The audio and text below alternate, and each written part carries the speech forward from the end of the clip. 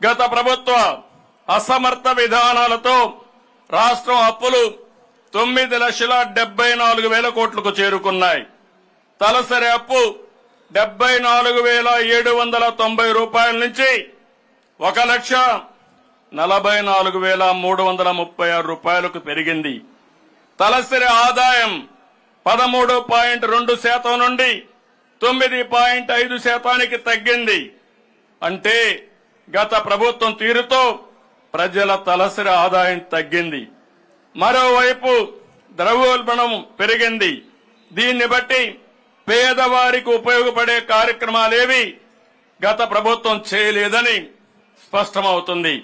State development corporation పేరుతో రైతు బజార్లు, కలెక్టర్ కార్యాలయాలు తదితర ప్రభుత్వ ఆస్తులు తాకట్టు పెట్టి అప్పులు తెచ్చారు.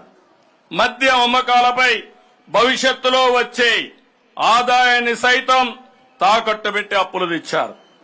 5 ఏళ్ల చీకటి పాలనతో విసిగిపోయిన ప్రజల్లో చైతన్యం వెల్లువెత్తింది. 2024 సాధారణ ఎన్నికల్లో నిశ్శబ్ద విప్లవంతో అసాధారణ విజయంతో కూటమికి పట్టం కట్టారు. గతంలో ఎప్పుడూ లేని విధంగా 93% స్ట్రైక్ రేటుతో 57% ఓట్ షేర్తో టీడీపీ, జనసేన, బీజేపీ ప్రభుత్వం ఏర్పాటైంది. తద్వారా అహంకార విధ్వంస ప్రజాకంటక ప్రభుత్వాన్ని ప్రజలు భూస్థాపితం చేశారు. ప్రధాని మోడీ గారు, నేను, మిత్రులు పవన్ కళ్యాణ్ గారు ఇచ్చిన ప్రజలు గెలవాలి, రాష్ట్రం నిలవాలి అనే మా ఎన్నికల నినాదాన్ని అర్థం చేసుకున్న ప్రజలు ఒక అద్భుతమైన విజయాన్ని అందించారు. ప్రజలు ఎంతో నమ్మకంతో కూటమి ప్రభుత్వానికి ఏకపక్షంగా పట్టం కట్టారు. కొత్త ప్రభుత్వంపై ఎన్నో ఆశలు పెట్టుకున్నారు. వాటిని నెరవేర్చేందుకు ప్రభుత్వం దృఢ సంకల్పంతో ఉందని మేము తెలియజేస్తున్నాం. గత 5 ఏళ్లు ప్రజలు ఏ స్వేచ్ఛా స్వాతంత్రాలు కోల్పోయి క్షోభను అనుభవించారో ప్రజలకు ఆ స్వేచ్ఛను తిరిగి అందించేందుకు కట్టుబడి ఉంటామని ఈ స్వాతంత్ర దినోత్సవ వేడుకల సాక్షిగా ప్రకటిస్తున్నాను. ఒక రకంగా చెప్పాలంటే ఆంధ్రప్రదేశ్ రాష్ట్ర ప్రజలకు మళ్లీ 5 ఏళ్ల తర్వాత స్వాతంత్రం లభించింది. అందుకే ఎన్నికల తర్వాత ప్రజల్లో అశాంతి పోయి ప్రశాంతంగా ఉన్నారు. ప్రజలకు ఉపయోగపడే విధానాలు రూపొందించి సంస్కరణలు మానవీయ కోణంతో జోడించి పాలన అందించడమే సుపరిపాలన. అలాంటి సుపరిపాలనకు తొలి రోజు నుంచే నాంది పలికింది మన కూటమి ప్రభుత్వం. సంక్షేమం, అభివృద్ధి 2 కళ్లుగా పాలనకు శ్రీకారం చుట్టాం. 100 రోజుల ప్రణాళిక టార్గెట్ గా అన్ని శాఖల్లో సమీక్షలు చేస్తున్నాం. గత ప్రభుత్వం నిర్వీర్యం చేసిన వ్యవస్థల్ని యాక్టివేట్ చేస్తున్నాం. అధికారుల్లో, ప్రభుత్వ శాఖల్లో నూతనోత్సాహాన్ని తీసుకొచ్చి ఫలితాలు సాధించే విధిగా అడుగులేస్తున్నాం. గత 5 ఏళ్లలో దెబ్బతిన్న ఆంధ్రప్రదేశ్ బ్రాండ్ ని తిరిగి పొందేందుకు ఒక రెవల్యూషనరీ చర్యలు తీసుకుంటున్నాం. సింపుల్ గవర్నమెంట్, ఎఫెక్టివ్ గవర్నెన్స్ తో హంగు ఆర్భాటాలకు దూరంగా ప్రజలకు దగ్గరగా పాలన అందిస్తున్నాం. సమాజమే దేవాలయం, ప్రజలే దేవుళ్లని నమ్మి ఆదరించిన నందమూరి తారక రామారావు గారి అడుగుజాడల్లో ఈ ప్రభుత్వం పయనిస్తుంది. అధికారం అంటే ప్రజలకు సేవ చేయడం, పేదల జీవితాలు మార్చాలని బాధ్యతలు చేపట్టిన తొలి రోజే 5 కీలక అంశాలపై సంతకాలు చేసి మాట నిలబెట్టుకున్నాం.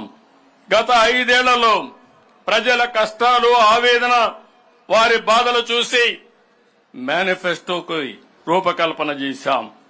నాడు నేడు అని మాయ మాటలు చెప్పి గత ప్రభుత్వం విద్యా రంగాన్ని తీవ్ర అగాధంలోకి నెట్టేసింది. రంగుల మోజుతో పాఠశాలకు పార్టీ రంగులు వేసుకున్న నాటి ప్రభుత్వం విద్యా ప్రమాణాలకు తిలోదకాలిచ్చింది. ఒక్క టీచర్ పోస్టు కూడా భర్తీ చేయకుండా ప్రభుత్వ విద్యను తీవ్ర సంక్షోభంలోకి నెట్టేసింది. ఎన్నికల్లో ఇచ్చిన హామీ మేరకు అధికారంలోకి వచ్చిన వెంటనే బాధ్యతలు స్వీకరించిన తొలి రోజునే 16,340 పోస్టులతో మెగా డిఎస్సిపై తొలి సంతకం చేసి మా ప్రభుత్వం చిత్తశుద్ధి నిరూపించుకున్నాం. ఇప్పటికే ప్రక్రియ మొదలుపెట్టాం. ప్రజలకు భూమితో ఉండే అనుబంధం విడదీయరానిది. ప్రతి కుటుంబానికి భూమి అనేది ఒక భరోసా, వారి బిడ్డల భవిష్యత్తుకు ఆసరా. అందుకే ప్రతి ఒక్కరూ భూమిని ప్రాణంగా చూసుకుంటారు. ఒక్క గజం అన్యాక్రాంతమైన తట్టుకోలేరు. అయితే గత 5 ఏళ్ల కాలంలో మన రాష్ట్రంలో ఎప్పుడూ లేని విధంగా జరిగిన భూ కబ్జాలు, దోపిడీలు, రికార్డుల మార్పు, రీసర్వేతో తెచ్చిపెట్టిన కొత్త కష్టాలతో ప్రజలు తీవ్ర సంక్షోభంలో చిక్కుకున్నారు. పట్టాదారు పాసు పుస్తకాలు, సర్వే రాళ్లపై బొమ్మలకు 700 కోట్ల రూపాయలు తగలేశారు. ల్యాండ్ టైటిలింగ్ యాక్ట్ తో ప్రజల ఆస్తులకు భద్రత లేకుండా చేశారు. మన రాష్ట్రంలో ఎన్నడూ లేని స్థాయిలో భూ సమస్యలు సృష్టించి ప్రజల్లో తీవ్ర అశాంతికి కారణమయ్యారు. అందుకే ఈ సమస్యలు పరిష్కరించేందుకు రెండో సంతకంతో ల్యాండ్ టైటిలింగ్ యాక్ట్ రద్దు చేశాం. మొదటి కేబినెట్ లో ఆమోదించి మొదటి అసెంబ్లీలోనే ఆ నల్ల చట్టాన్ని రద్దు చేశాం. రాష్ట్రంలో సంచలనం సృష్టించిన మదనపల్లి ఫైల్స్ ఘటన అనంతరం వెల్లువెత్తిన బాధితుల ఆక్రందనలు చూసిన తర్వాతనే రాష్ట్ర స్థాయిలో కూడా భూ బాధితుల కోసం మీ భూమి మీ హక్కు పేరుతో రెవెన్యూ సదస్సు నిర్వహించాలని ప్రభుత్వం నిర్ణయించింది. భూ సమస్యలపై బాధితులు ప్రభుత్వం చుట్టూ తిరగడం కాదు, ప్రభుత్వమే ప్రజల వద్దకు వెళ్లి సమస్య పరిష్కరించాలనేది మా ఉద్దేశం. మాది పేదల ప్రభుత్వం, పేదల సేవలో ఎప్పుడూ ముందుండే మనసున్న ప్రభుత్వం. అందుకే ఎన్ని ఆర్థిక సమస్యలున్నా ఇచ్చిన మాట నిలబెట్టుకోవడం ప్రకారం పింఛన్లు పెంచి ఇవ్వాలని నిర్ణయం తీసుకుని అమలు చేశాం. పేదల సేవలు అనే కార్యక్రమం ద్వారా పింఛను మొత్తాన్ని పెంచి ఇంటి వద్దే పంపిణీ చేస్తున్నాం. 300 పింఛను 400 రూపాయలు చేశాం. దివ్యాంగులకు ఇచ్చే పింఛను 6,000 చేశాం. దీర్ఘకాలిక వ్యాధిగ్రస్తులకు 15,000 రూపాయలు పింఛను అందించి అండగా నిలిచాం. ఎన్నికల్లో ప్రకటించినట్లు పెంపును ఏప్రిల్ నుంచి అమల్లోకి తెచ్చి 7,000 రూపాయలు పింఛను మొత్తాన్ని జూలై 1వ తేదీన లబ్ధిదారులకు అందజేశాం. ఆగస్టు 1వ తేదీన తొలి రోజే 97% పైగా పింఛన్లు పంపిణీ చేసి రికార్డు సృష్టించాం. వాలంటీర్లు లేకపోతే పింఛన్లు సాధ్యం కాదని, పంపిణీ సాధ్యం కాదని నాటి ప్రభుత్వం 36 మంది వృద్ధుల ప్రాణాలు తీస్తే మీ కూటమి ప్రభుత్వం అసాధ్యాన్ని సుసాధ్యం చేసి చూపించింది. పేద ప్రజలకు ఆర్థిక భరోసా ఇచ్చేందుకు ప్రతి నెల 2,737 కోట్ల చొప్పున ఏడాదికి 33,000 కోట్లు, 5 ఏళ్లలో 1,64,000 కోట్ల రూపాయలు కేవలం పింఛను కోసమే ఖర్చు చేస్తున్నాం.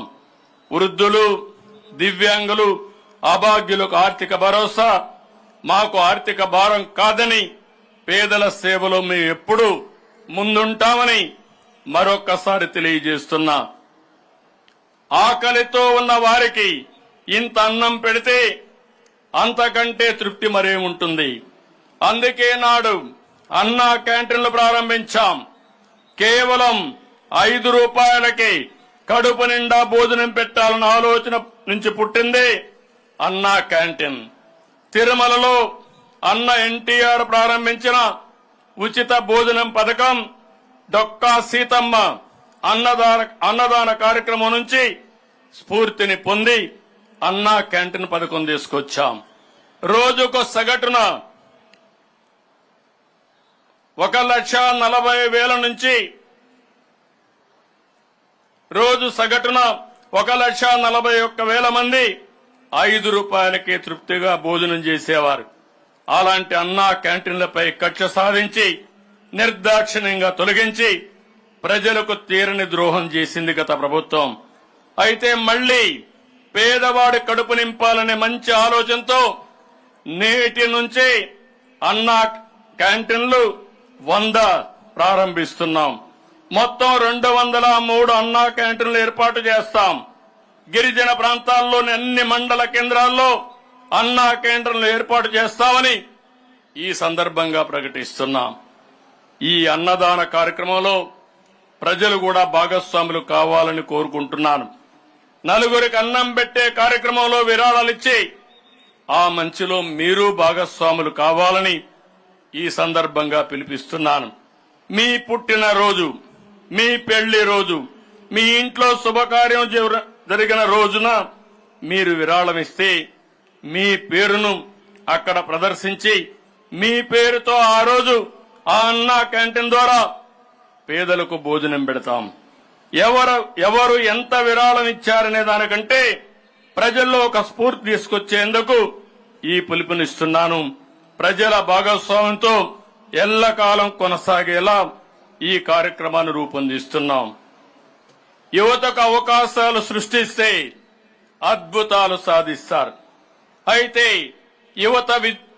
యువత ఉన్నత విద్య అభ్యసించిన దానికి తగ్గట్టు ఉద్యోగాలు రాకపోవడానికి ప్రధాన కారణం తగిన నైపుణ్యం లేకపోవడమే. పరిశ్రమలకు అవసరమైన నైపుణ్యాన్ని పొందితే మంచి జీతాలతో ఉద్యోగాలు వస్తాయి. అందుకే తొలిసారిగా ప్రపంచంలోనే నైపుణ్య గణనకు శ్రీకారం చుట్టాం. రాష్ట్రంలో 3,54,00,000 మందికి